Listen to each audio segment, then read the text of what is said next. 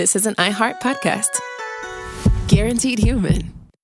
The springtime thaw is finally here. Flowers are blooming. Days are longer. We're saying yes to more plans and finally getting outside, running, walking, just moving again. It's the perfect time to upgrade your everyday go-tos with Bombas. Take Bombas sport socks. They're super comfortable and designed with sport-specific tech for running, cycling, yoga, hiking, you name it. I use them to run in, and I can tell you they work beautifully. So head over to bombas.com and use code SYSK for 20% off your first purchase. That's BOMBAS.com, code SYSK at checkout.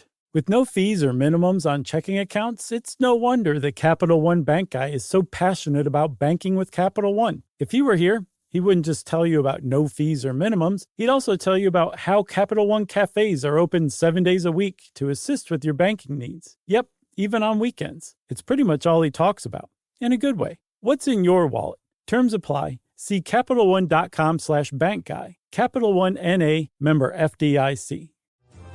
Welcome to Stuff You Should Know from HowStuffWorks.com.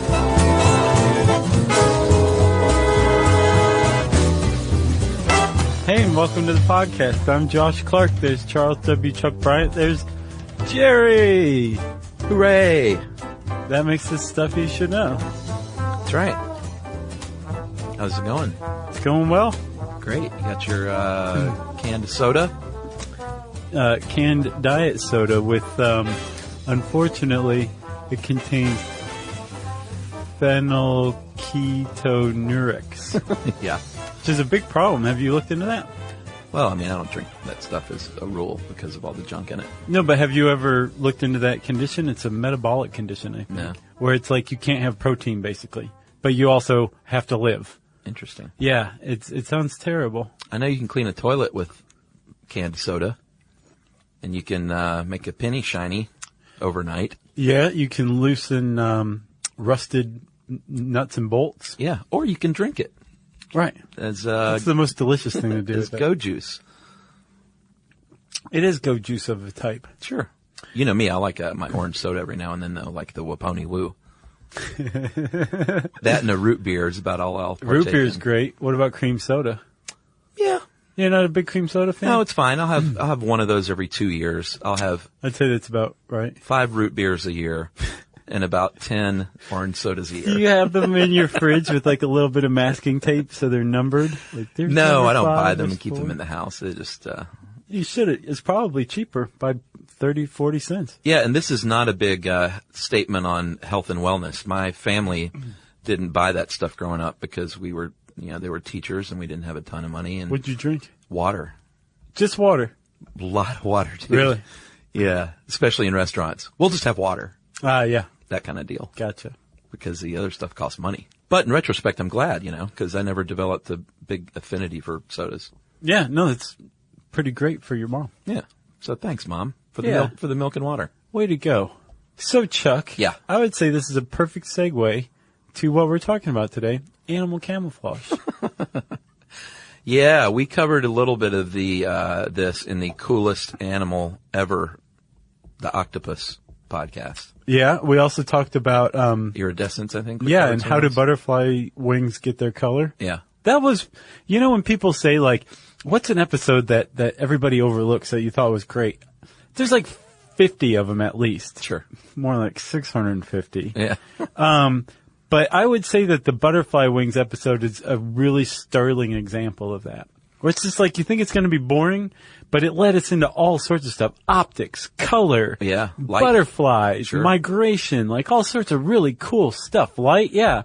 That one turned out to be really neat. Yeah, and you know what? You just reminded me.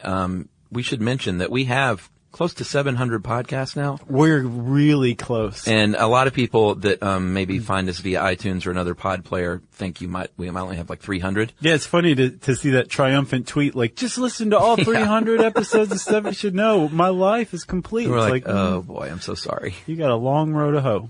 But you can find all those. We have an RSS if you just Google Stuff You Should Know RSS or go to our website, stuffyoushouldknow.com. Click under podcasts. We have all 700 of them there. Yeah, you can also search Stuff You Should Know Archive, and it should bring up the archive page on our website, which has every single episode of Stuff You Should Know ever. Yeah. And I think you can download them there too, can't you? I think so. Who knows in this day and age? It's the 21st century. That's right. So animal camouflage, Chuckers. Yes. Also, I want to give a shout out to a Bored Panda article. 20 amazing examples of animal camouflage. Oh, nice. It's nuts. Yeah. Some of the stuff these animals are doing these days. It's pretty cool. And you know why? Because they want to live. Yeah. It's natural selection at work, which is kind of like it's happening right in front of our eyes. We've covered natural selection at length in that episode, in the Darwin episode. Right. But as we all know, if an animal gets munched on or stomped on, it's not going to be around. So it adapts to the world around me and says, hey, I think I might want to look like that twig, right, or I might want to blend in color-wise. Then I won't get eaten, and I'm going to pass that down to my kids, and they won't get eaten, and all of a sudden we're a healthy, thriving species. Yeah, and through natural selection, an animal that has a trait that keeps it from being eaten, allows it to, say, blend in, it raises the likelihood that it'll live long enough to reproduce to pass it on. That's right. And on the other hand, an animal that's, say, brightly colored and stands out in its environment, it's probably going to get picked off early on, won't have a chance to reproduce, so whatever traits it has won't necessarily be passed along. Yeah, and that's why almost every animal that you'll see on the planet Earth has some sort of blending in capability. Right. Not always. You know, you'll see a big bluebird in the middle of the woods, obviously, or a cardinal. But you'll also see a lot of deer and squirrels and ground mammals that are sort of browny and gray. Yeah, it's not because they're just drab. It's because they're, again, trying to survive. Exactly. They blend in with those earth tones. And if you look in the ocean, you will see some crazy fluorescent things, but you're also going to see a lot of blue, grayish coloring in sea creatures because they'll blend into the light, that soft light under the water. Right. And one of the reasons why animal camouflage is so widespread in adaptation is because it doesn't just help you from being hunted yourself. Yeah. It helps you to hunt. Yeah, that's you can a good use point. it to capture prey as well as hide from predators. Yeah. So it's just really versatile and great. It's fantastic stuff. It can help you kill and not be killed. Exactly. Which is the whole key.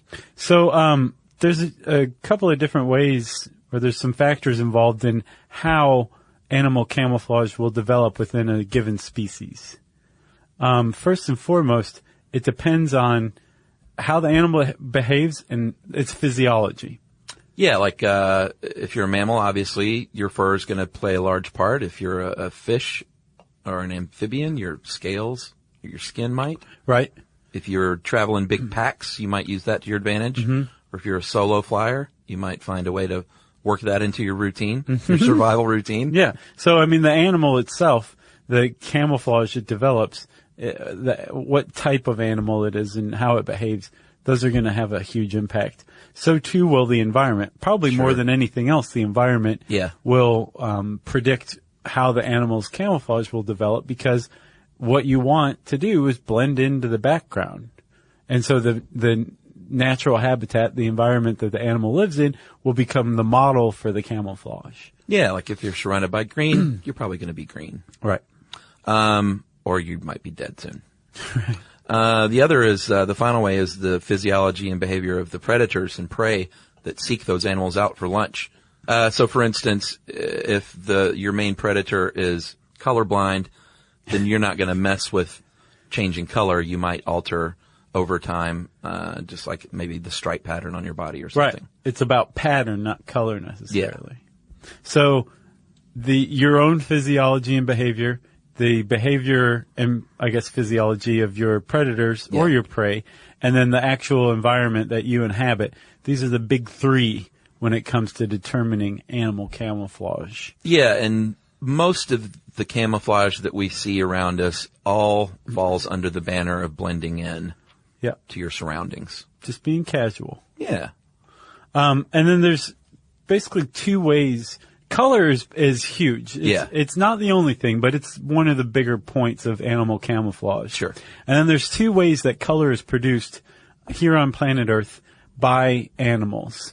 And it's either chemically or physically. Yeah. And chemically, colors are produced through pigments.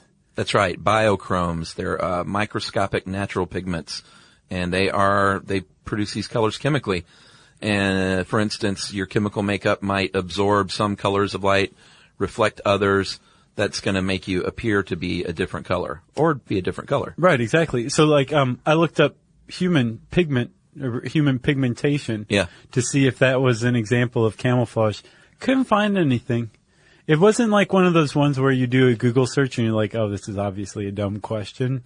This was like, there just hasn't been a lot of academic study on it or whatever. Oh, for humans? Yeah. Like if brown skin or peach skin? Yeah. Interesting. I think what it is ultimately is just an adaptation to the exposure to the sun rather than trying to blend in with your environment. That makes sense. But I wondered. I got my answer, I guess. Yeah. Through the fact that there wasn't an answer. All right. The other way you mentioned was actually physical structures. Uh-huh. And these are also microscopic, and they act like prisms. And one example they gave in the article was polar bears who actually have black skin, but they have translucent hairs. And the translucent hair turns all visible light into a rainbow, which is why polar bears look like rainbow colored. Well, I don't think that's true. It's like on the Pink Floyd album cover. Yeah, that's a polar bear, right? Right. That's a polar bear hair. Right. That prism. Not true. No, but apparently they have black skin underneath, but their hair manages to bend and reflect all light, almost all light, so they appear white. Isn't that nuts? That is nuts. But it's almost like, why not just have the darker skin evolve out? Just because the hair made it so it didn't need to? Maybe. I wonder if it serves some other purpose. Yeah, maybe. Who knows? That's a good question. Polar bear experts? Yeah, I bet you someone's going to know. Please let us know. Butterflies also have physical structures. Scales are also a physical structure because they do crazy things to light. And then some animals have both chemical and physical structures that create their camouflage.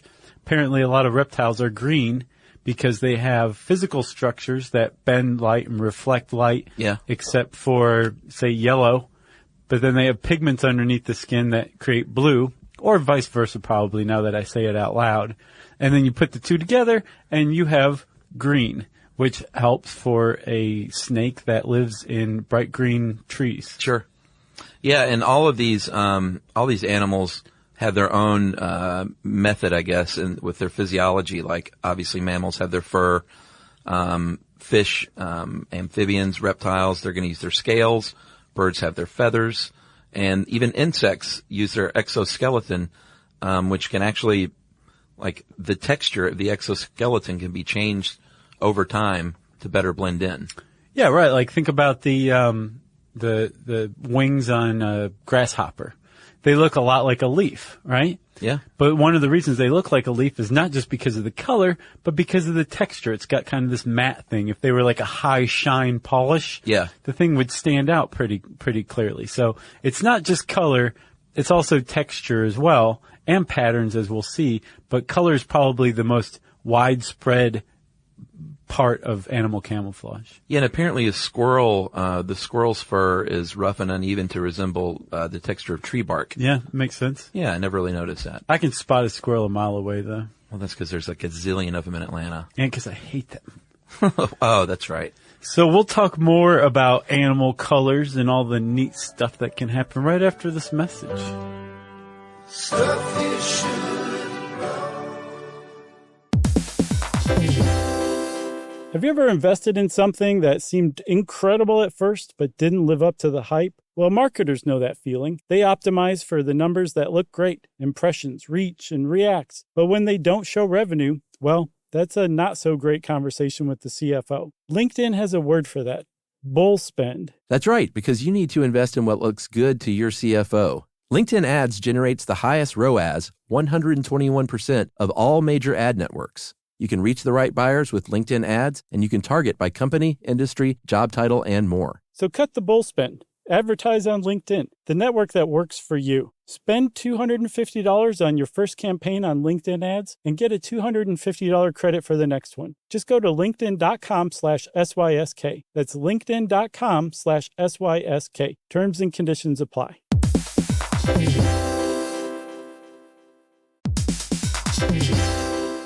Hey, everybody. I want to talk to you a little bit about Tide Evo because it represents over 10 years of innovation and product development. Tide Evo is a first-of-its-kind technology where tens of thousands of minuscule fibers are spun together to form a 6 times powerful layer packed with scrubbers, brighteners, pre-treaters, and fresheners. And that's going to deliver a breakthrough clean that's so powerful it feels like magic. Yeah, it is kind of like magic. Tide Evo is revolutionary. A 100% concentrated, waterless laundry tile that's made of compressed microfiber soap layers rather than liquid or powder. And it's not like pods or sheets because it uses 6 layers of detergent fibers to deliver superior cold water cleaning without plastic packaging of any kind. And it provides a mess-free, lightweight solution that dissolves lickety-split. So whenever you run into a laundry challenge, turn to Tide Evo. It's revolutionary. It's magic. Try new Tide Evo. Real laundry magic.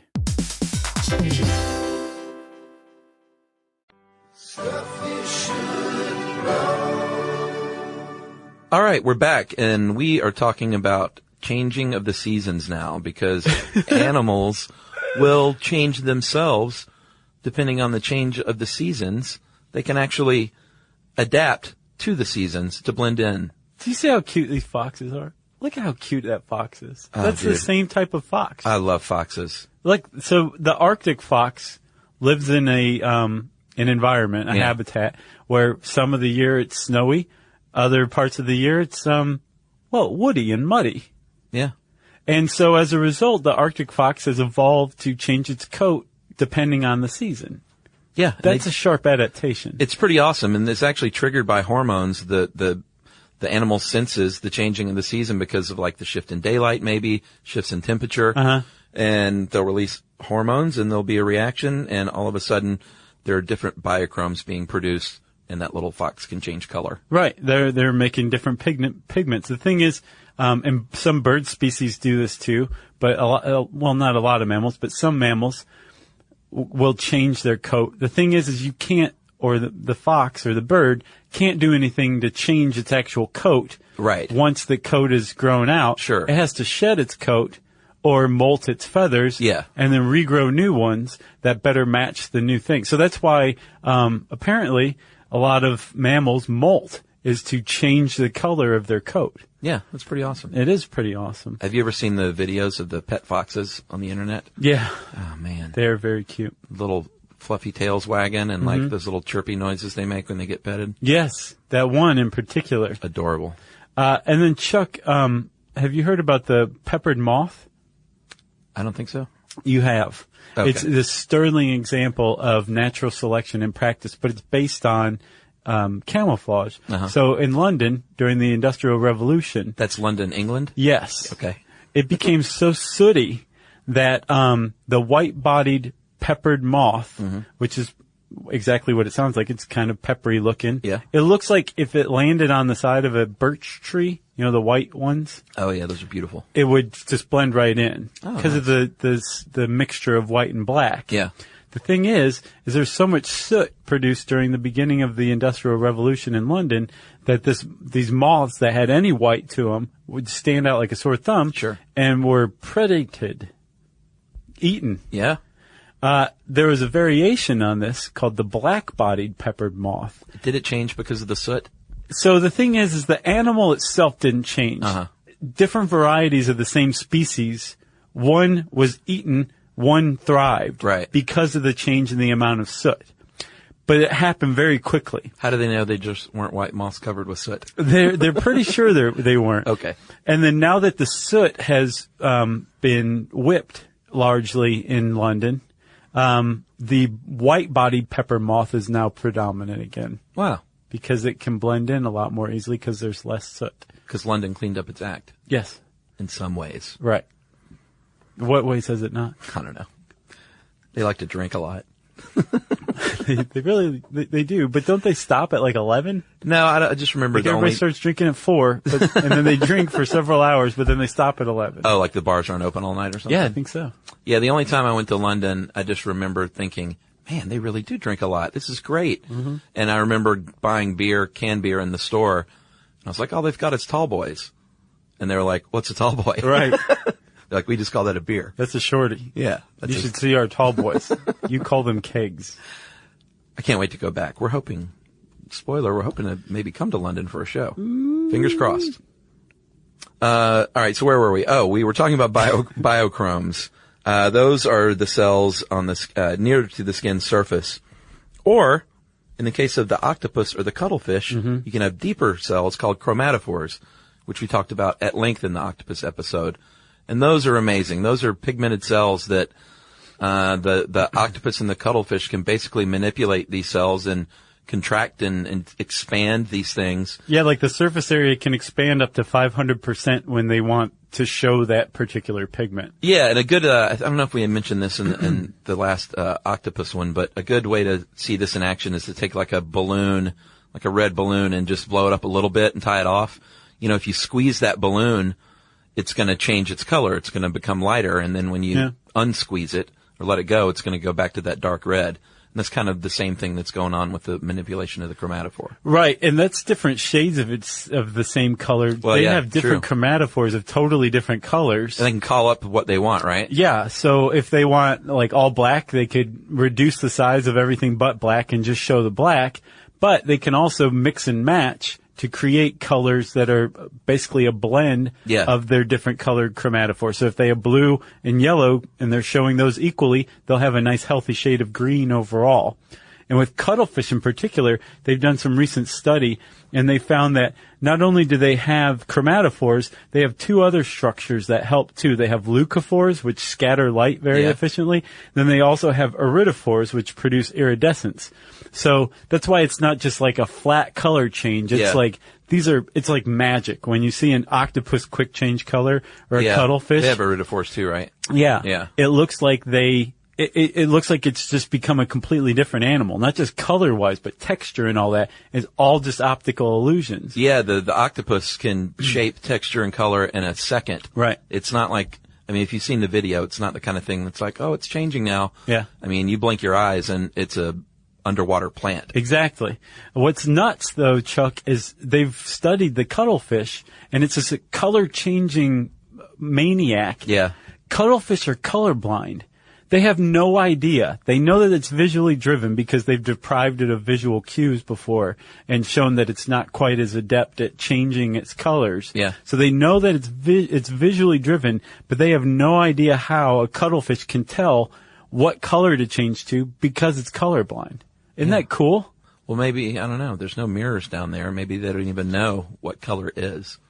Maybe not. Maybe it's all some other sense that we've yet to discover. Yeah, the cuddle sense. Cuddle sense.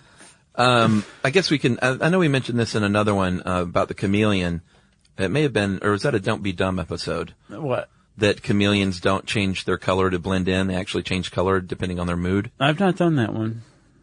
I heard that, I think, for the first time a couple of years ago. I had always thought, like a lot of people, that the chameleon, lands on something green, it's going to turn green. Yeah, as far as any paint commercial I've ever seen featuring a chameleon, that's the story, Yeah, but they, like I said, they change when their mood changes, and not necessarily depending on their surroundings. Right. So they're basically showing like, I'm happy. I'm fluorescent orange right now. Let's go, let's go to happy hour. Right. So far we've got hormonal changes to either changes in temperature or changes in sunlight leading to molting or shedding of fur and a new coat. You've got some sort of visually driven behavior in some pretty amazing animals like the octopus or the cuttlefish.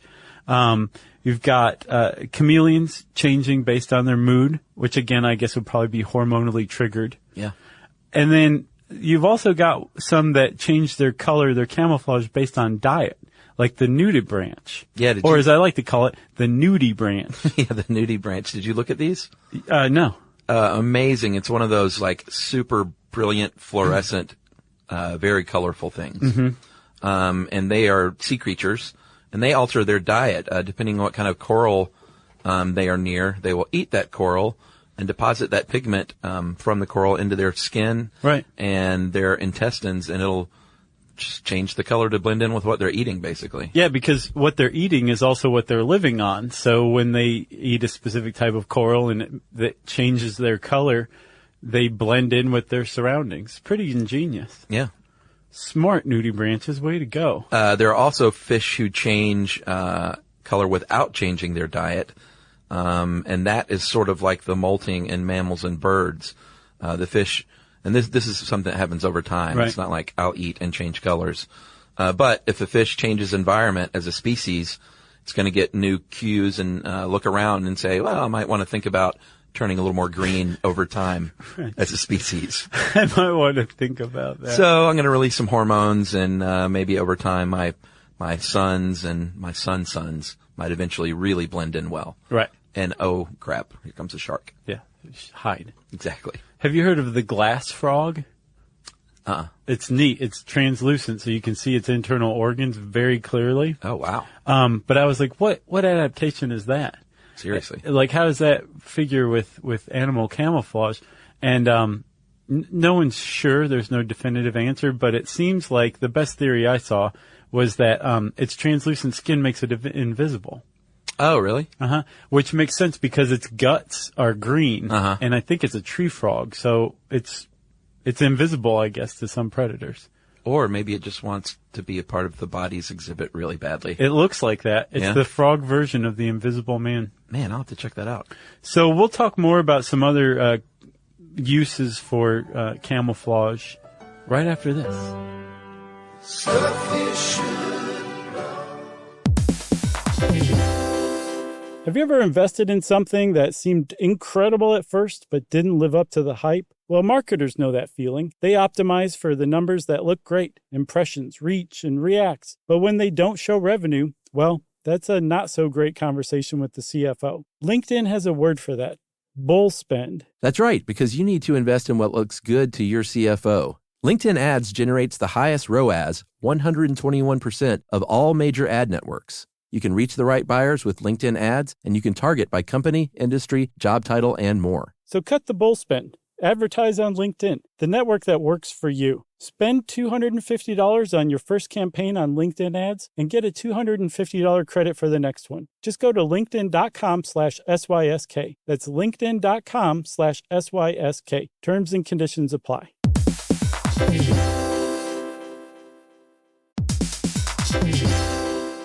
Hey everybody, I want to talk to you a little bit about Tide Evo because it represents over 10 years of innovation and product development. Tide Evo is a first-of-its-kind technology where tens of thousands of minuscule fibers are spun together to form a 6 times powerful layer packed with scrubbers, brighteners, pre-treaters, and fresheners. And that's going to deliver a breakthrough clean that's so powerful it feels like magic. Yeah, it is kind of like magic. Tide Evo is revolutionary. A 100% concentrated, waterless laundry tile that's made of compressed microfiber soap layers rather than liquid or powder. And it's not like pods or sheets because it uses 6 layers of detergent fibers to deliver superior cold water cleaning without plastic packaging of any kind. And it provides a mess-free, lightweight solution that dissolves lickety-split. So whenever you run into a laundry challenge, turn to Tide Evo. It's revolutionary. It's magic. Try new Tide Evo. Real laundry magic.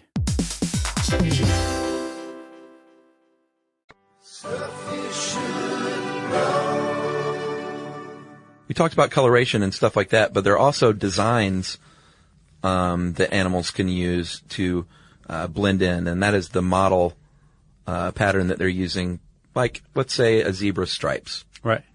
They have those vertical stripes. Yeah, and it's black and white, and if you go on a safari, probably the first thing you would ever notice is a zebra. Yeah. Sticks out like a sore thumb. Yeah, look at that crazy, weird-looking horse. Right. That can never be domesticated because they're too wild and too mean. Yeah.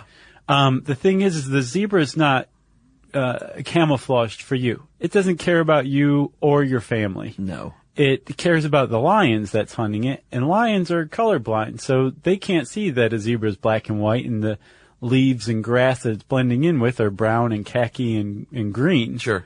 It just sees the pattern, which is the whole point. Yeah, and the other cool thing about zebra stripes is they are specific to the zebra. It's like a fingerprint.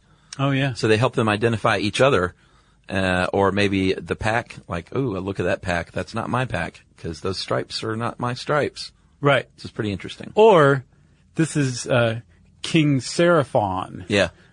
King of the zebras. And I can tell it's him because of his stripes.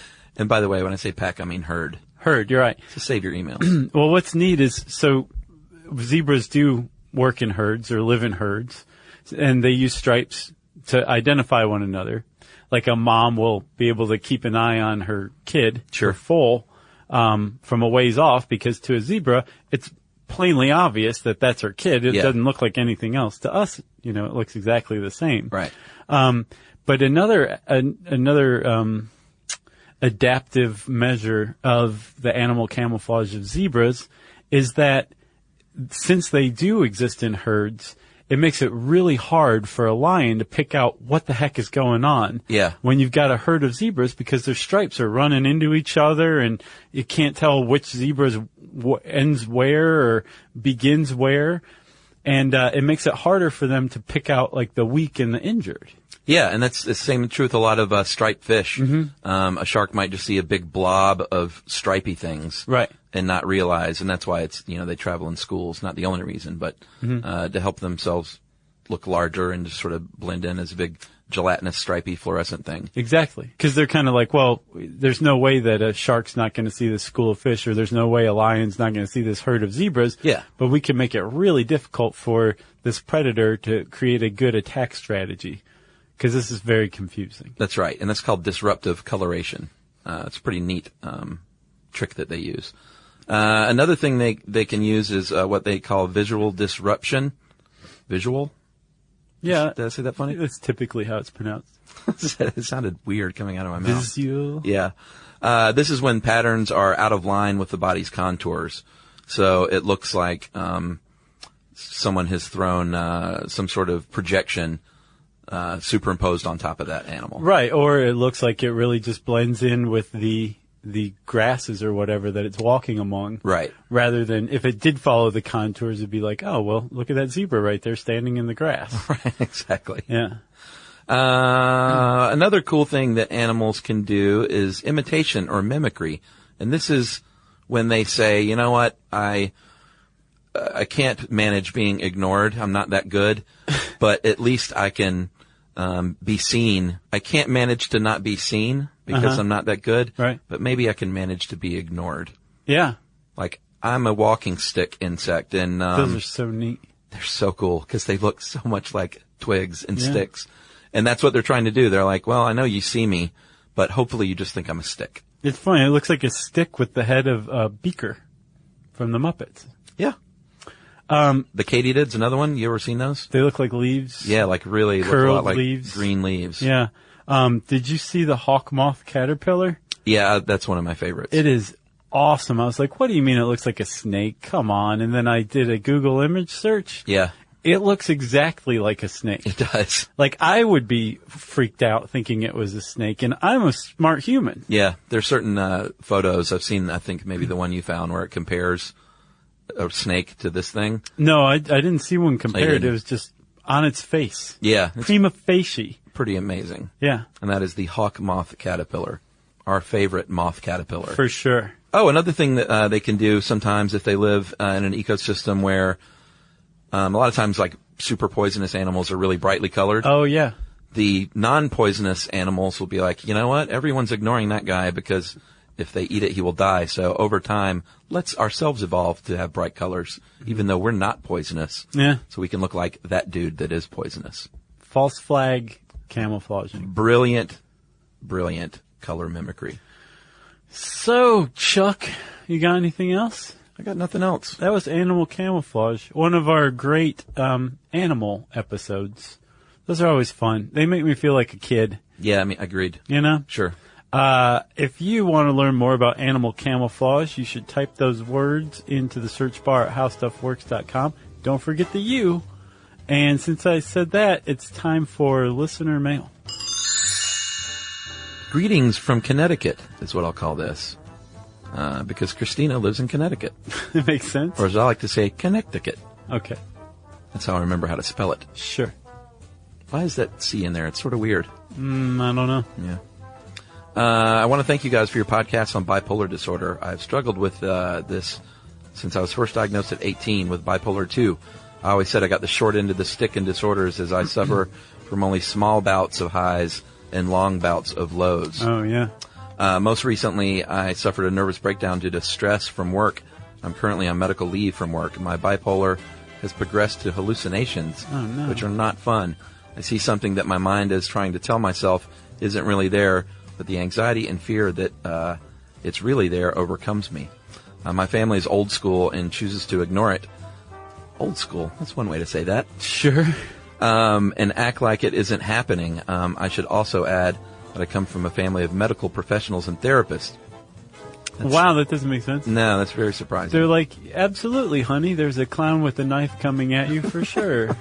That doesn't seem like a good strategy. No, not at all. I sent your podcast to my family, though, and it allowed us to have an open conversation about what is going on. Oh, neat.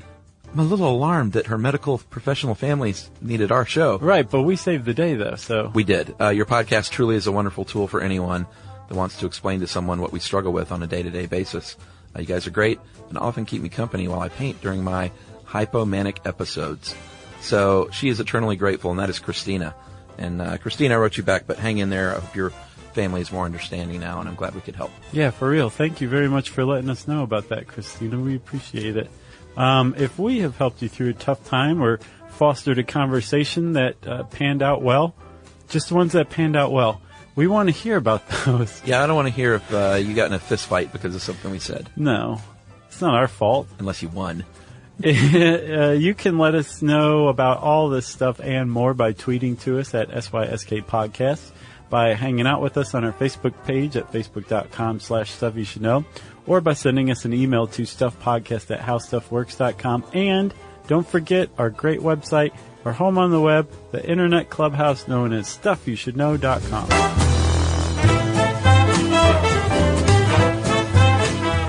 For more on this and thousands of other topics, visit howstuffworks.com.